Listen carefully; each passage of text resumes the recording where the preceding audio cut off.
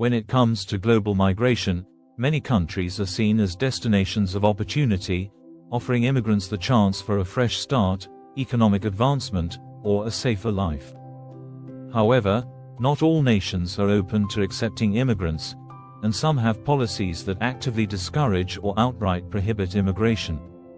These restrictions can stem from a variety of reasons, including political ideologies, cultural preservation, national security, or economic policies that prioritize native populations over foreign entrants.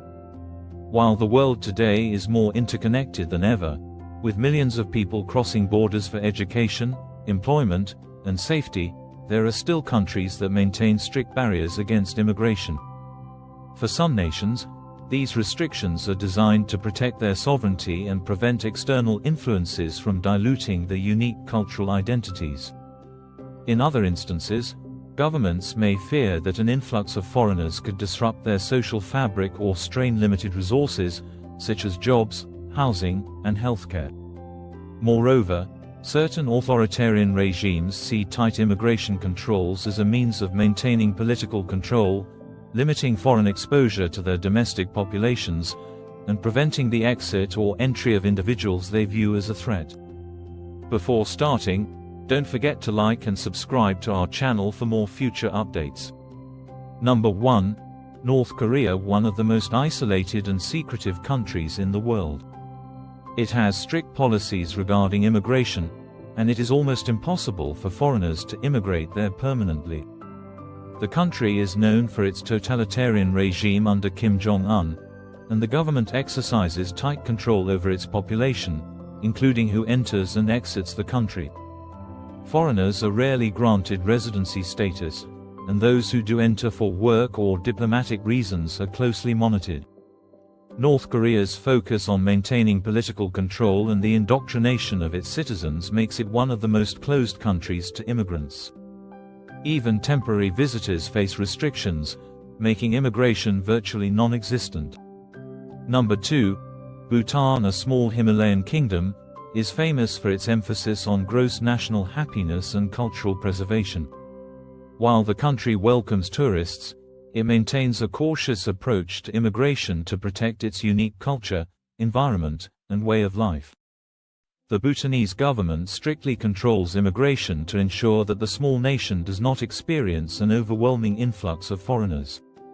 Permanent residency is almost impossible to obtain, and the process for naturalization requires many years of residency, as well as fluency in the national language, Dzongkha. Bhutan's restrictive immigration policies reflect its desire to maintain national identity and protect its environment from outside influences. Number 3. Saudi Arabia has a strict immigration policy, particularly when it comes to granting permanent residency to foreigners. While the kingdom employs millions of foreign workers, especially in sectors like construction and domestic work, these individuals are generally not allowed to become permanent residents or citizens. The country follows the kafala system, which ties migrant workers' legal status to their employers, limiting their rights and freedoms. Naturalization is possible in some cases, but it is rare and requires approval from the highest levels of government. The kingdom has started making efforts toward reform in recent years, introducing the Premium Residency Scheme, which allows foreigners to live and work in Saudi Arabia without a sponsor, but this is available only to a select few with significant financial means. Number 4.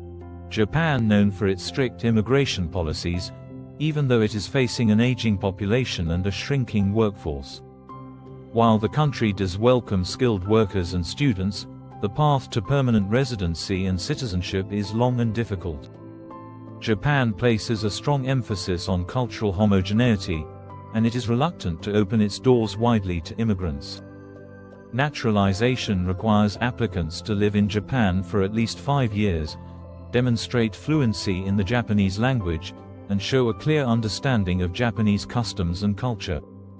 Despite its economic needs, Japan's stringent policies and cultural barriers make it challenging for immigrants to settle permanently. Number 5. Vatican City, the smallest independent state in the world, has highly restrictive immigration policies due to its unique status as the spiritual and administrative center of the Roman Catholic Church. The population of Vatican City is composed almost entirely of clergy, including the Pope, cardinals, and other officials of the Church. Permanent residency in Vatican City is generally reserved for church officials and their immediate family members. Citizenship is temporary and tied to employment within the Church, meaning that once a person's position ends, their residency status is revoked. As a religious and ceremonial state, Vatican City does not permit immigration in the traditional sense. Number 6. Liechtenstein, a small principality nestled between Switzerland and Austria, has one of the most restrictive immigration policies in Europe. The country is extremely protective of its culture and way of life and places strict quotas on the number of immigrants allowed to settle each year. For foreigners to obtain permanent residency in Liechtenstein, they must be granted a special permit, which is often reserved for EU and EEA nationals. Even with this permit, the process is highly competitive, and applicants must demonstrate a strong connection to the country. The combination of strict quotas, a small population, and high demand makes it difficult for immigrants to establish themselves in Liechtenstein. Number 7. Kuwait, like Saudi Arabia, is heavily reliant on foreign labor, but it also has a restrictive immigration system. The majority of the country's workforce consists of expatriates, but these individuals are not granted permanent residency or citizenship. Kuwait's sponsorship system binds migrant workers to their employers, limiting their rights and making it difficult for them to settle long-term. The Kuwaiti government has introduced some reforms, including allowing certain investors and skilled workers to apply for long-term residency, but citizenship is generally only granted to those of Kuwaiti descent. Naturalization is possible, but the process is complicated and requires the approval of the Emir of Kuwait, making it a rare occurrence. Number 8. Brunei, a small Southeast Asian nation ruled by a sultan, has strict immigration policies that limit the ability of foreigners to settle permanently. While the country has a sizable expatriate community, particularly from neighboring Malaysia and the Philippines, permanent residency and citizenship are rarely granted. Foreign workers are allowed to live in Brunei for limited periods under work visas, but their residency is tied to their employment, and they must leave the country once their job ends. Naturalization is possible, but applicants must live in Brunei for many years and demonstrate fluency in the Malay language, as well as a strong understanding of the country's customs and Islamic laws. Number 9. Qatar, like other Gulf Cooperation Council (GCC) states, has a restrictive immigration policy, particularly concerning permanent residency and citizenship for foreigners. Although Qatar relies heavily on foreign labor, especially in the construction and service sectors, migrant workers are generally not allowed to become permanent residents or citizens. The country has recently introduced a permanent residency program, but it is limited to a small number of highly skilled workers and investors. Even with this program, obtaining Qatari citizenship is incredibly rare and requires approval from the ruling family. Foreign workers are usually bound by the kafala system, which ties their residency to their employer, restricting their freedom and rights within the country. Number 10. Maldives, known for its stunning beaches and luxury resorts, is a small island nation that has strict immigration controls.